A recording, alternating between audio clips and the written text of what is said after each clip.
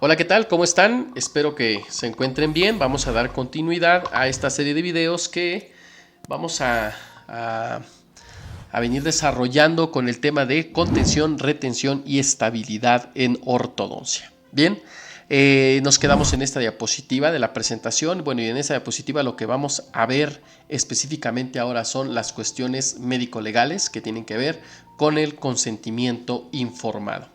Bien, consentimiento informado, ¿qué es lo que nosotros deberíamos de estar tomando en cuenta para poder tener ciertas herramientas médico-legales y poder tener esta situación de ejercer nuestra profesión con tranquilidad y con seguridad? Pues bueno, las vamos a desarrollar enseguida. Bien, ¿qué debemos de tomar en cuenta? Bueno, debemos de tomar en cuenta que existen dos aspectos a considerar en nuestro consentimiento informado, los cuales tienen que ver con cuestiones o con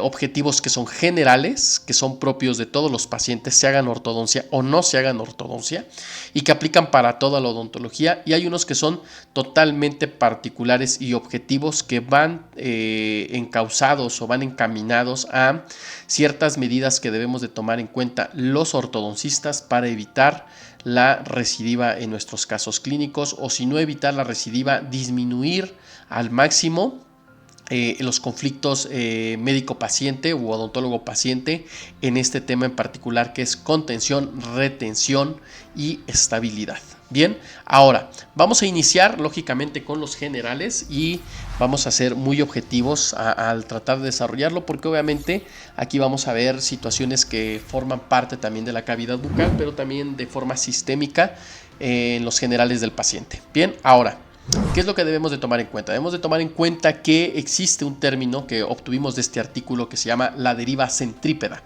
La deriva centrípeda es el desplazamiento lento y progresivo de todos los órganos dentarios hacia el centro de la línea media de la arcada dentaria. Este fenómeno se da en sujetos tratados y sujetos no tratados ortodóncicamente.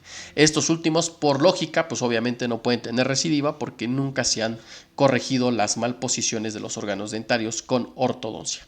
Entonces, esto es algo muy importante porque quiere decir que por simple situación fisiológica, nuestros órganos dentarios van a estar sujetos a la deriva centrípeda, lo cual pues obviamente va a hacer un micromovimiento o movimiento en nuestros órganos dentarios hacia la línea media.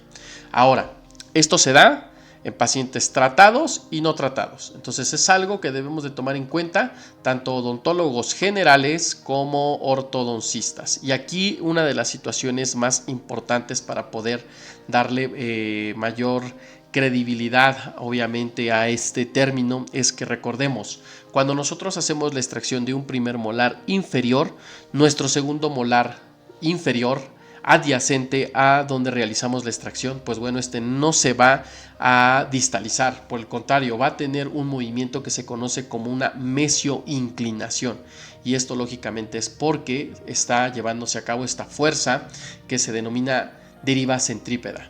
Bien, entonces es algo que debemos de tomar en cuenta porque también está relacionado desde luego con lo que es la fuerza gravitacional. Entonces son términos muy ambiguos, o digo, perdón, muy así, muy teóricos, pero es importante tomarlos tomarlos en cuenta si eres odontólogo general o si eres ortodoncista, y desde luego, pues bueno, si eres paciente y estás escuchando este video, pues también que seas consciente, que te hagas el tratamiento de ortodoncia, no te lo hagas, tus dientes se van a mover por este fenómeno. Bien, ahora, Pecker nos habla acerca de datos interesantes en cuanto a la recidiva. La recidiva empieza 2 horas después de haber retirado la ortodoncia a los aparatos fijos. Entonces prácticamente inicia de forma inmediata, y el 50% de la recidiva se da en las primeras 12 horas que siguen a la remoción de la aparatología activa.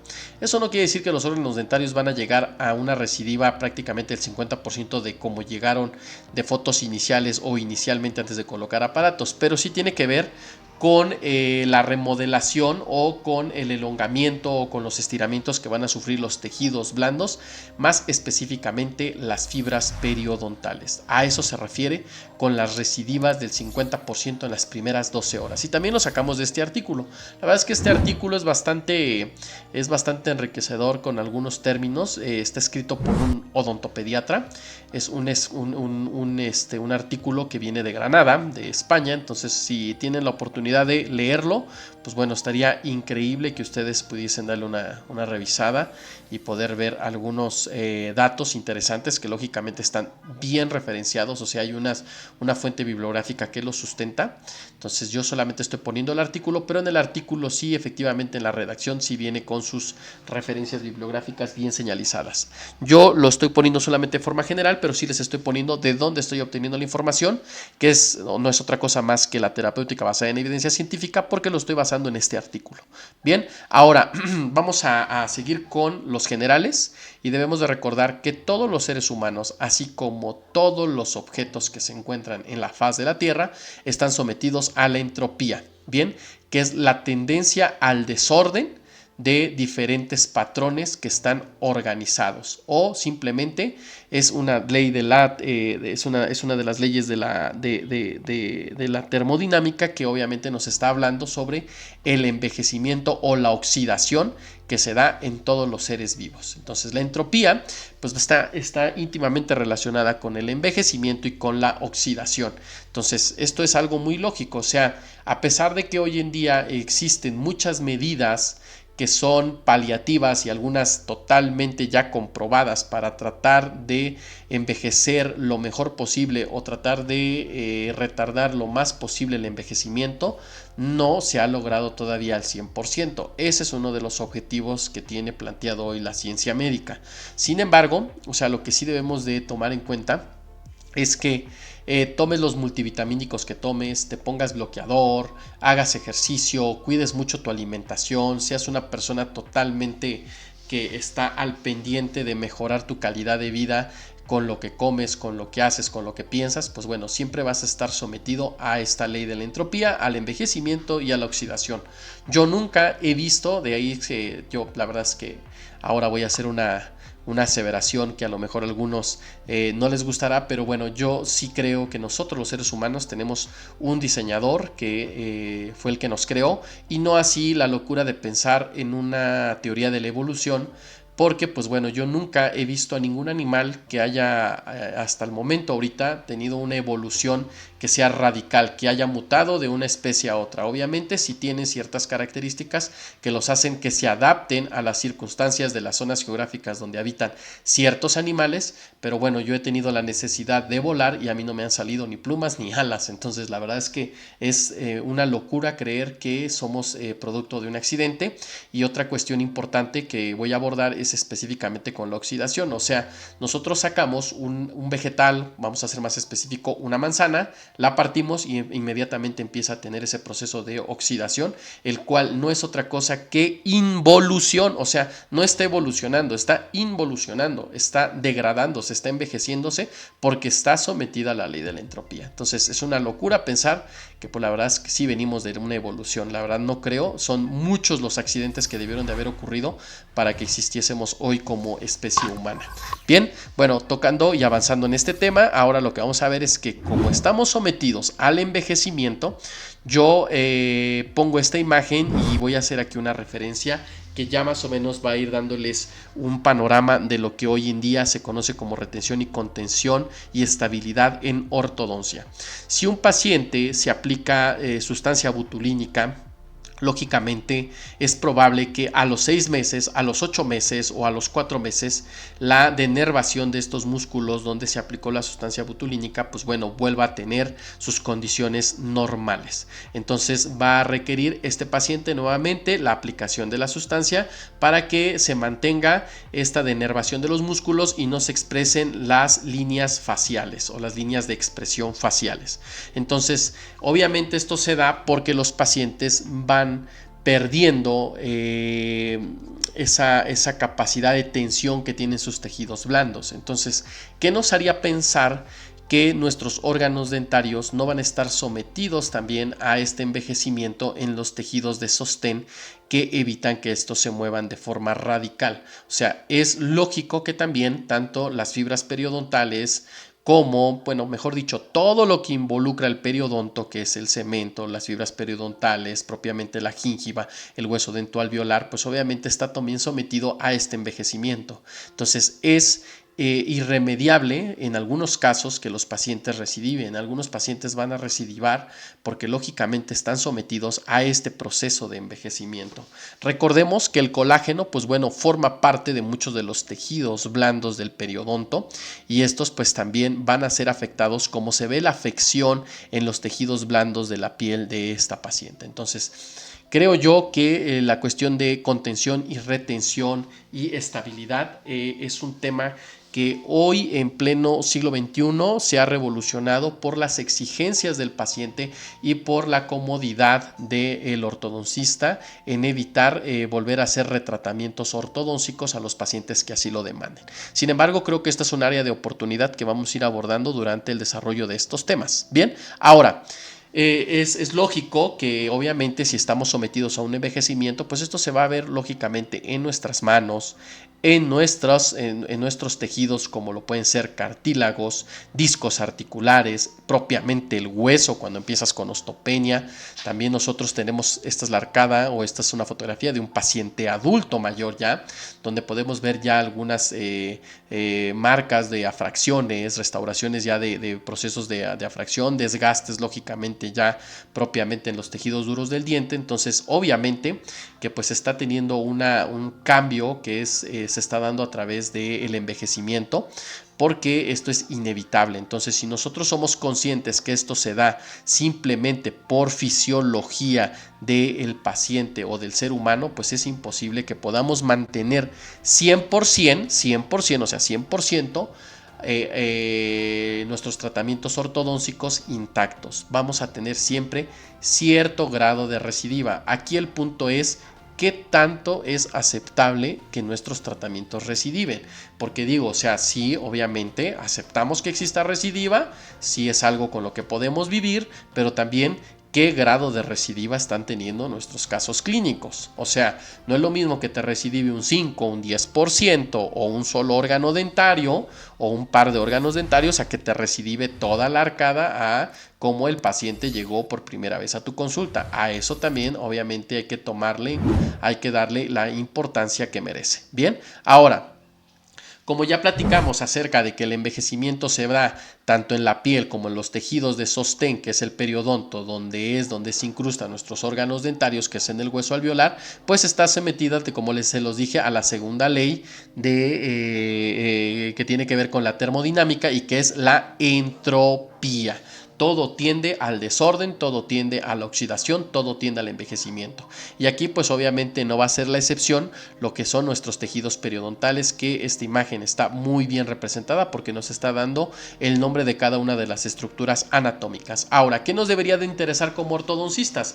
Pues bueno, que nosotros debemos de ser conscientes que cuando nosotros hacemos movimientos de los órganos dentarios estamos haciendo una reorganización de los tejidos de soporte y que esa reorganización bien va a afectar a numerosas fibras que componen el ligamento periodontal y a su vez, como lo acabo de decir, el periodonto.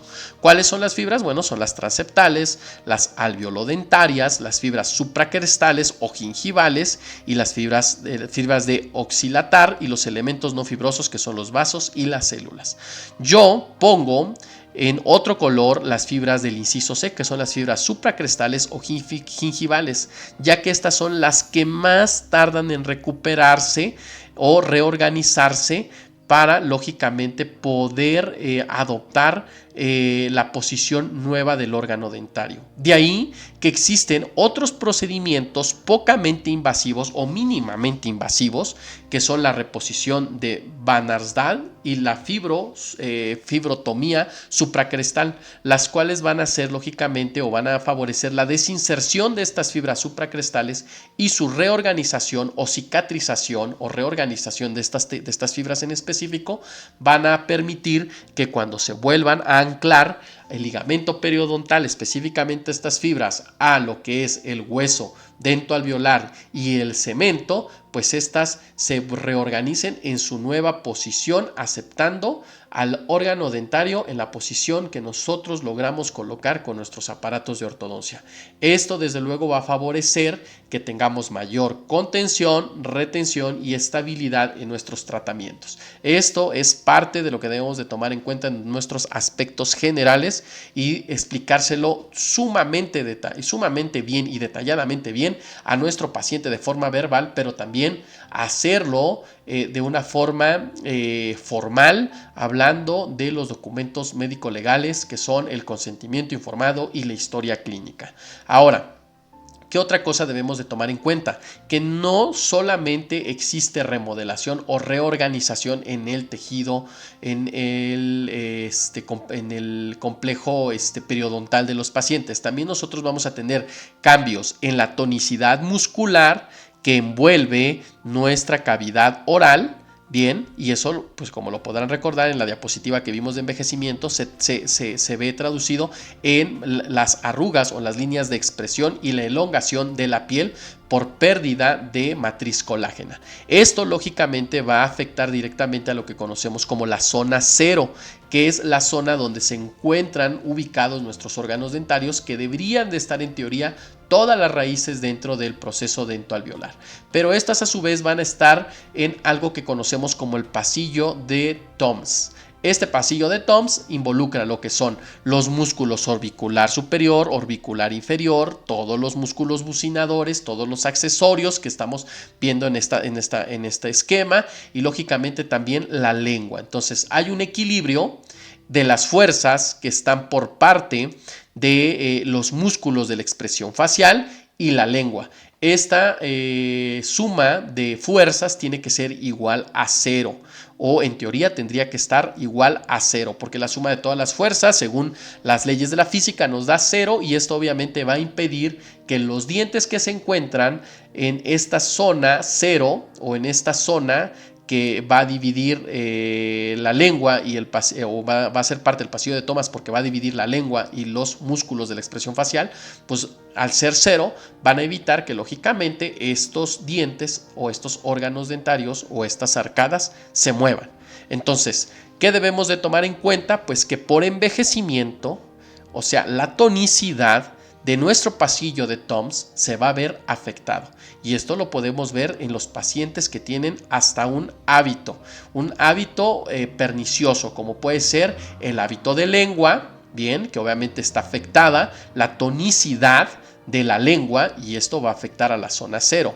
Podemos verlo también en los pacientes que tienen alguna fisura labial, que lógicamente la zona de la premaxila no se va a desarrollar de la misma forma, porque obviamente va a estar afectada la forma y la forma del orbicular del labio, y esto lógicamente va a afectar la tonicidad del mismo. Y otra cosa que debemos de tomar en cuenta es que nuestro cuerpo siempre está en constante remodelación por el recambio de células. Esto es en todo nuestro cuerpo. Entonces debemos de tomar en cuenta que si nosotros tenemos descamación de nuestras células que componen nuestra piel, también debemos de ser conscientes que nosotros estamos haciendo constantemente un recambio de nuestro tejido óseo. Entonces, esto involucra también a nuestros maxilares y desde luego a nuestro hueso dentoalveolar. Entonces, siempre estamos en una constante remodelación. El envejecimiento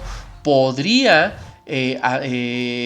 involucrarse o podría inferir en este recambio celular, porque recordemos que también nosotros estamos sujetos a diferentes hormonas, específicamente la hormona del crecimiento, la cual, pues bueno, se deja de producir alrededor de los 33 años en promedio, y esto también va a estar influyendo directamente en nuestra capacidad de tener una resiliencia a diferentes enfermedades, a diferentes cambios que podamos estar presentando en nuestra salud, o simplemente para recuperarnos o reorganizar, como lo puse aquí arriba, reorganizar nuestros tejidos blandos en un tratamiento de ortodoncia. Entonces esto es algo muy importante a tomar en cuenta. ¿Qué es lo que está pasando ahora con la demanda? ¿Qué es lo que está pasando ahora con la demanda? Perdón.